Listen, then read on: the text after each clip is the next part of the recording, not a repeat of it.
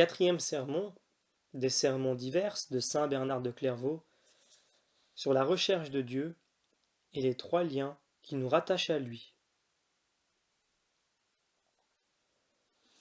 Nous ne demeurons point là toute la journée, à ne rien faire. Nous savons en effet ce que nous cherchons et qui nous a loués. C'est Dieu que nous cherchons, c'est Dieu que nous espérons. Ce n'est pas une chose de peu d'importance, ni l'objet d'une ambition commune, puisque celle qui se glorifie d'une piété particulière se plaint bien souvent d'en être privée quand elle s'écrie « Je l'ai cherché et ne l'ai point trouvé ». Cantique chapitre 3. S'il est aimable, il est aussi admirable. Et si on ne le trouve point quand on le cherche, on le trouve aussi quand on ne le cherche point. Si nous avions vu le jour au moment où l'homme apparut sur la terre, et que notre vie dura jusqu'à des centaines de milliers d'années, le temps présent n'en serait pas plus digne pour cela d'être mis en comparaison avec la gloire qui sera un jour révélée en nous. C'est maintenant le temps de chercher, maintenant les jours propices pour y trouver. Il est dit, cherchez le Seigneur, tandis qu'on peut le trouver. Invoquez-le pendant qu'il est proche de vous. Un jour viendra où on ne le pourra plus, où la source des miséricordes sera tarie par une éternelle sécheresse. Vous me chercherez, dit le Seigneur, et vous ne me trouverez point. Vous êtes bon, Seigneur, à l'âme qui vous cherche. Mais si vous êtes bon à celui qui vous cherche, combien plus faites-vous à ceux qui vous ont trouvé? S'il est doux de penser à vous, combien plus l'est-il de jouir de votre présence?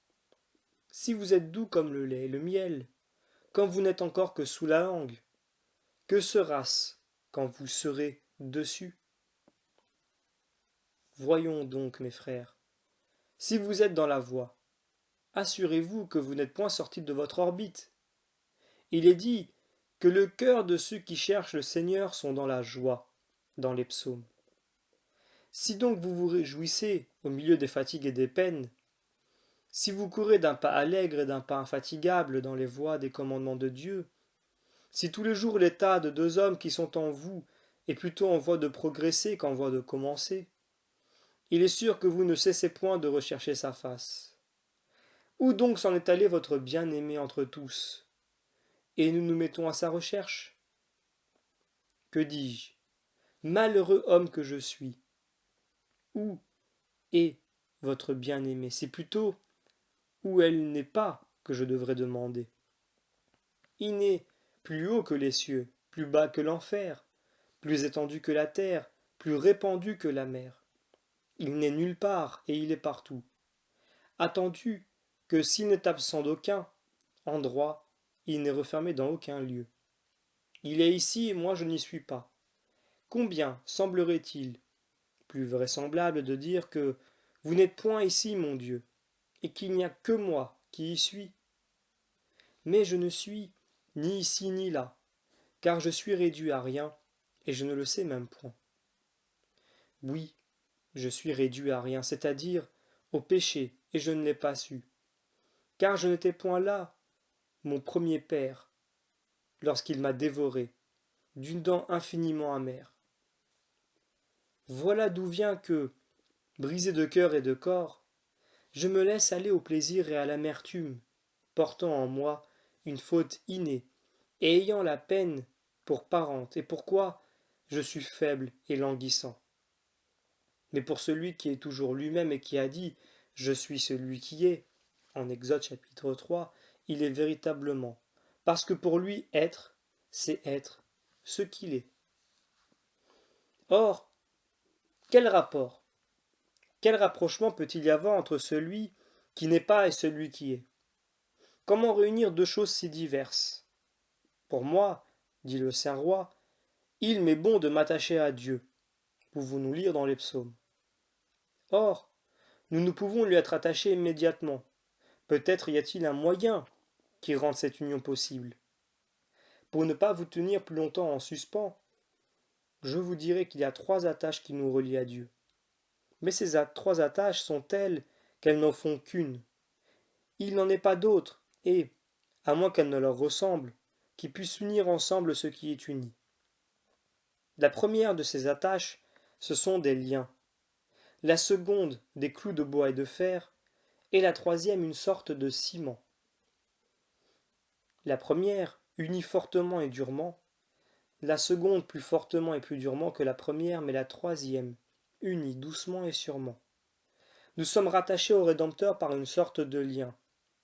Si dans les assauts d'une forte tentation, nous ne fixons nos regards que sur ce qui est honnête et n'oublions point les promesses qui nous ont été faites, dans ce cas, c'est par une sorte de lien que nous nous retenons à lui pour que notre bon propos ne vienne point à se rompre. Ce lien est dur et fatigant, bien plus. Il n'est pas sans de nombreux dangers, et ne saurait durer longtemps, car il est, de la nature des cordes, de se pourrir, dans celle du lien de la pudeur de tomber, en oubli, ou même de se rompre promptement. Il y en a qui sont attachés au Seigneur de majesté par des clous. Ce sont ceux que la crainte de Dieu tient unis à lui. Il en est dit qui ne tremblera pas devant les hommes, mais qui sont saisis de crainte à la pensée du tourment de l'enfer. Ce dont ils ont peur, ce n'est pas de pécher, mais de brûler. Toutefois, ils sont serrés à Dieu plus durement et plus fort que les premiers. Car tantôt que ceux-ci sont flottants dans leurs bons propos, ceux-là ne s'en lassent point écartés. Enfin, il y en a d'autres, ce sont les troisièmes, qui sont unis à Dieu par une sorte de ciment, je veux dire par là la charité. Et ceux-là sont attachés au Seigneur avec non moins de douceur que de sécurité. Ils ne font plus qu'un seul esprit avec lui.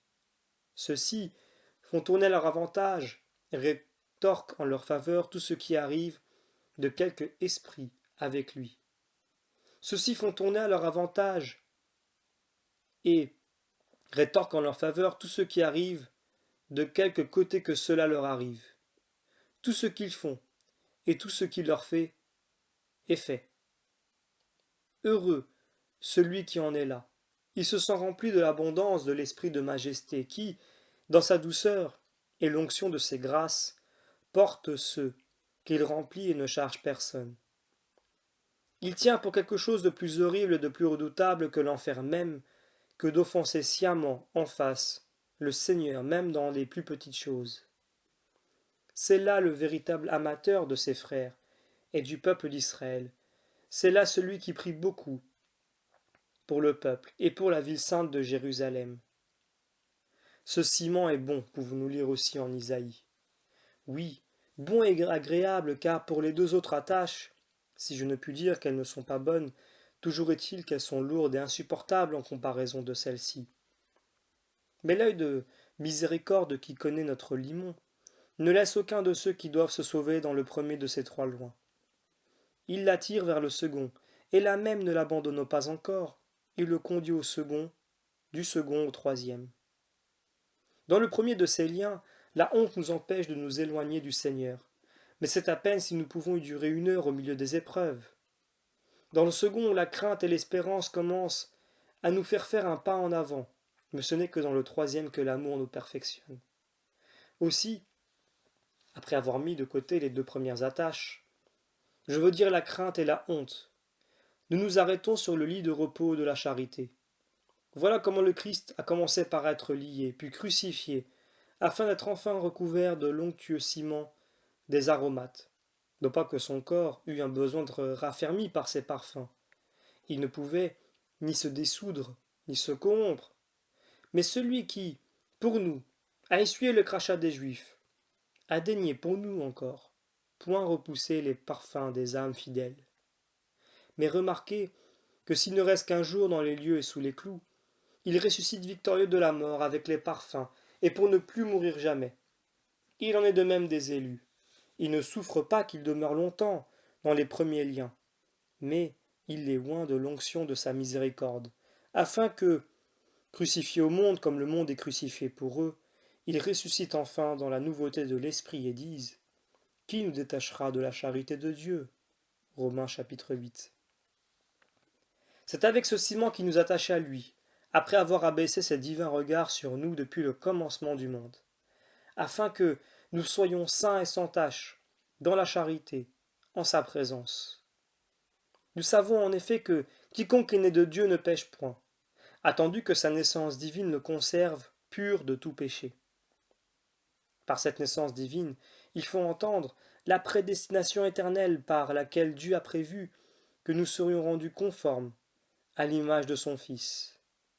Or, nul de cela ne pêche, c'est-à-dire ne persévère dans le péché, attendu que le Seigneur connaît ceux qui sont à lui et que ses décrets sont immuables. David peut se souiller de crimes horribles. Marie-Madeleine peut être soumise à 7 démons à la fois. Le prince des apôtres peut s'enfoncer dans le gouffre du reniement. Personne ne peut les arracher, ni les uns, ni les autres, à la main de Dieu. Car ceux qu'il a prédestinés, il les a aussi appelés, et ceux qu'il a appelés, il les a aussi justifiés. Romains chapitre 8. N'était-ce pas un bien, pour le dernier des trois, de s'attacher à Dieu? Cherchez, mes frères, cherchez le Seigneur et fortifiez-vous de plus en plus dans cette recherche. Cherchez sa face sans cesse. Pouvons-nous lire dans le psaume, mais nous lisons également « Cherchez Dieu, et votre âme vivra ». Mon âme, dit encore le prophète, mon âme qui est morte au monde vivra par lui.